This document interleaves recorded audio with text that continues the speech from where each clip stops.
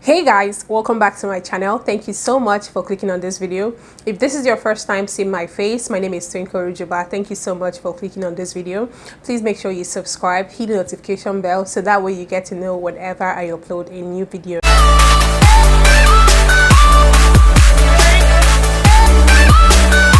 So this video is me sharing my journey on how I became a registered nurse in Canada, how I was able to transition my Nigerian nursing license into Canadian nursing license. So I moved to Canada 2018 using the express entry, which my husband was the primary applicant. I didn't start my journey immediately, and which is one of the things I'm going to point out in this video. It is not good for you not to start your process from your country. You can totally finish your NNAS in your country even before moving to Canada. So I don't know, for some weird reasons I was like, okay, this is my new home, my new country.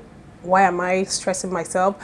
Let me go there. I'll figure it out later. NNAS is the same thing as CGFNS for those in the USA. So I started my 2019 January. That was when I registered, opened an account, and I registered and started my process. So 2021, I got my reports. It took me about 1 year. Yeah, approximately 1 year to get a report from NNAS. It was a lot of back and forth. Sometimes I had to stay awake till midnight because of the time zone, you know, to get to talk to someone when it's Nigerian morning. So it was just a lot of stress.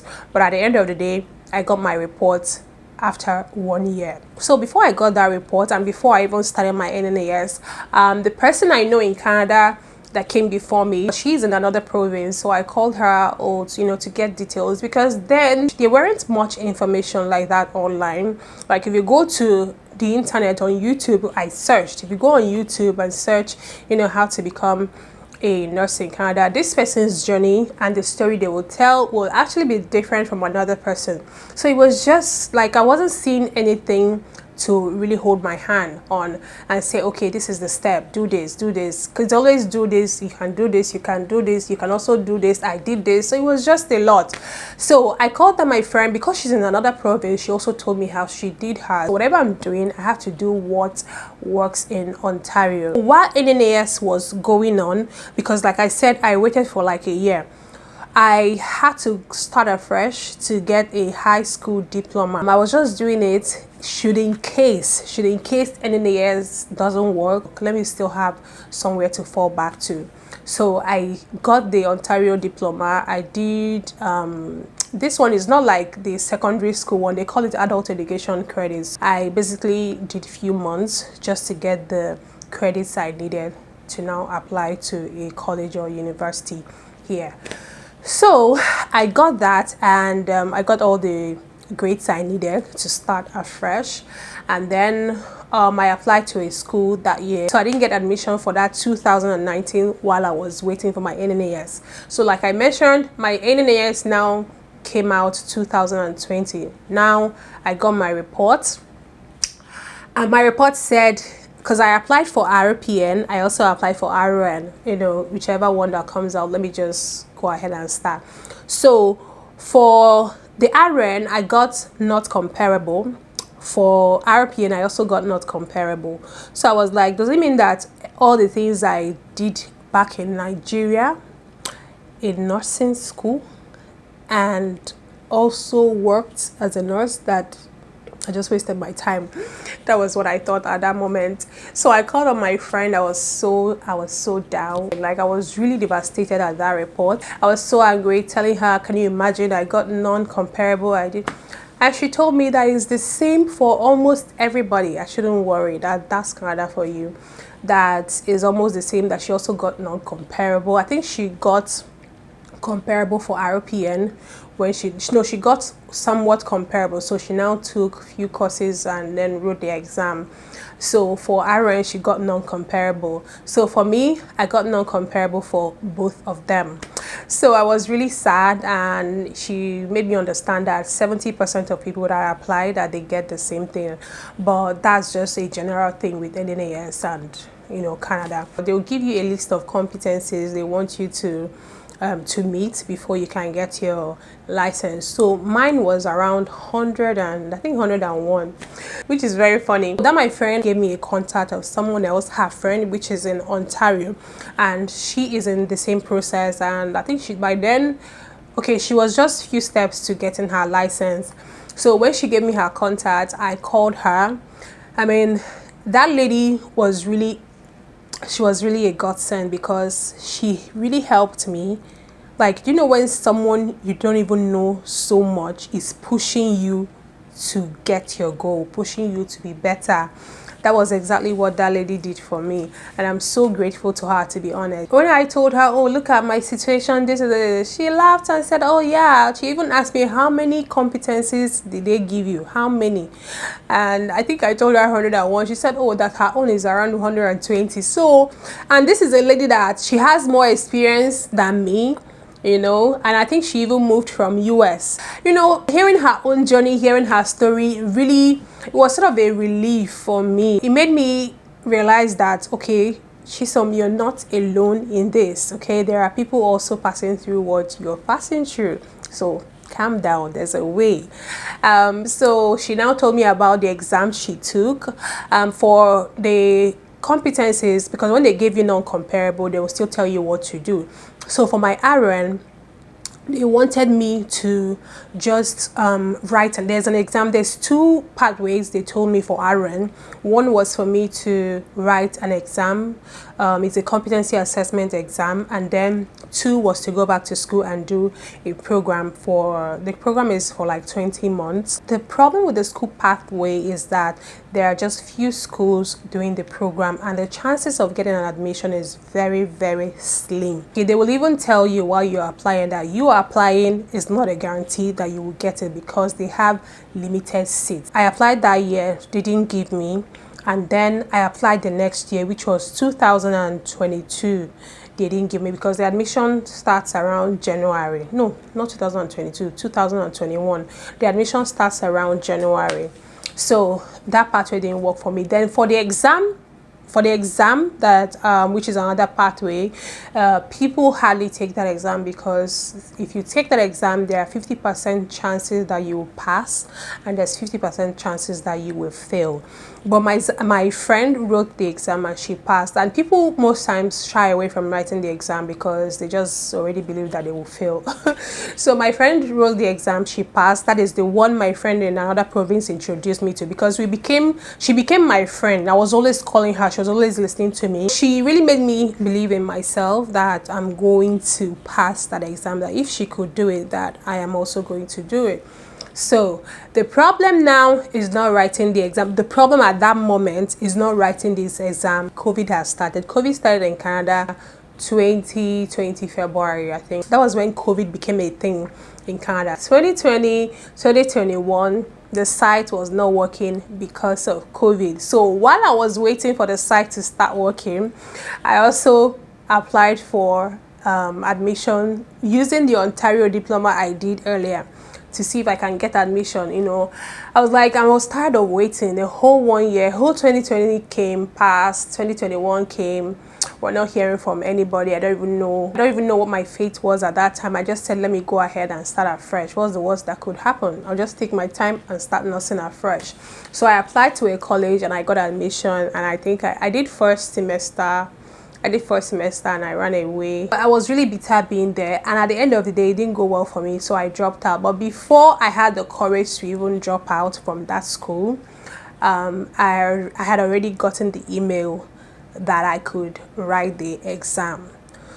So the competency exam, so which was the almighty exam. People said, oh, you either fail or pass. And the thing about the exam, you're not just failing, you only have one chance to write the exam. You either pass or nothing. So if you don't pass it, you can't write it again. You just have to look for another pathway again. I needed to give it everything to see that I passed. So I prepared for the exam. It took me about 3 months to prepare for this exam. We have the virtual multiple choice session of it. This one you have to write it, make sure there's nobody in the room where you're writing it. The camera will be watching you and everything. And then they have the second aspect of it, the second part of it, and then they have the in-person exam where you have to go and take care of patients. These are actors, but they are acting as real patients, so you're going to take care of them in a Canadian way. So nursing in Nigeria and nursing in Canada, they are two different things. They are not the same. So you can imagine you learning all about nursing in Canada without practicing here already. So you're learning everything you have to do as a Canadian nurse, because the exam is more like you challenging them that these competencies they give you, that you're qualified, that you can actually do all these things. The hardest part of the exam is the theoretical part of it, because you're timed. The cameras are there watching you. You have invigilators, you know, there looking at you. You know, every step of whatever you're doing is being recorded and monitored. So you make mistake, they know the way you attend to your patients, the way you answer them, the way you take care of them. I mean, it's not just writing the exam. You have to also build your confidence level. You can forget your words. They can even ask you questions you don't know. It's still part of the exam. So the questions can come from different aspects of nursing. It can be you telling them about a disease condition, or if you're presented with this disease condition, what are you going to do? How are you going to take care of your patient in that situation? So you just don't know where the question will come from. The bottom line is that I passed the exam. They now gave me go ahead to write my NCLEX. I wrote my NCLEX. My NCLEX journey is another journey I would like to share, maybe in another video. But yeah, I wrote my NCLEX and I passed and I became a nurse in Canada. This whole thing I said is more than how I said it here, because I'm trying to summarize it, okay? Nobody is talking about the emotional aspect of it, the mental aspect of it. It takes a lot, or rather it took a lot from me. And like I said, the journey is actually different from everybody, because I met two ladies. One of my colleagues at work, she told me that she moved to Canada. She's from India. She moved to Canada 2021. By 2022, Canada already started making it easy for people. You can imagine they brought out the Nova Scotia pathway. Nova Scotia pathway, you don't even have to do your NNAS. She came 2021. She did her NNAS. Immediately the NNAS came out in 2022. They told her to write NCLEX. So they are doing everything possible to see that they get immigrant nurses to get back their license and start practicing. They are making the journey seamless for a lot of people right now.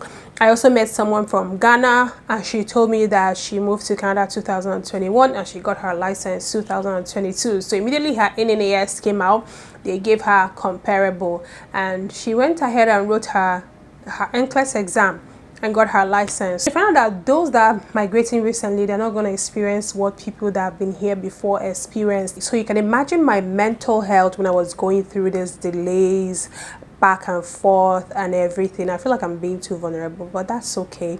So at times I would think about it, and I didn't see any sense in all of it, to be honest. And I'm so happy that the situation has changed. Like, the situation has really changed. Ontario is one of the easiest provinces where you can quickly get your nursing license. I think Ontario and Alberta. So that was my journey. God really was faithful. He really helped me out, to be honest.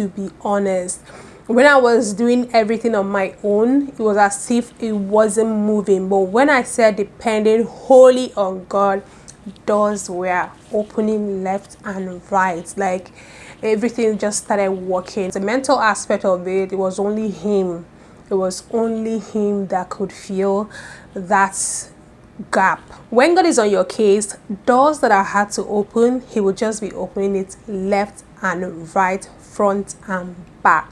We're getting a little bit spiritual here. but that's okay.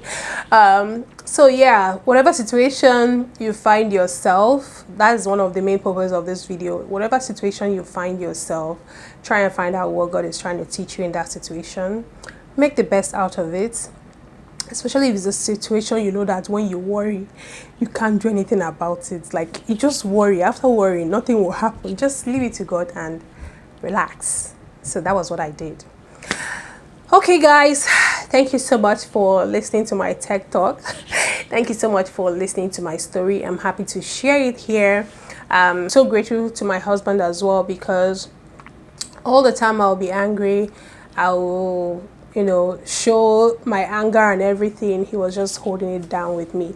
But anyways, that's my journey. The beautiful thing is that when I look back, I don't even remember all those things again, but it's very good to share it, you know, put this kind of information out there in case someone is actually passing through something like this. And I'm not even sure anyone is going to pass through this again, because things are now easy. But in case someone passed through something like this, I'm sure the person could just, you know, relate and, you know, be happy that he or she wasn't the only one that was in that kind of situation at that time. Yeah, that is my journey. I met wonderful people throughout this process. I learned a lot. I'm really grateful to God for how everything ended in praise. All right guys, I hope you enjoyed this video. If you did, please give it a thumbs up. Please say a comment, say one or two things, and I'll be happy to read your comments. Please be nice. And if you have any topic about nursing, please feel free to let me know in the comment section, and I'll be happy to make that video. Thank you so much guys for watching this video. I'll see you in my next one. Bye guys.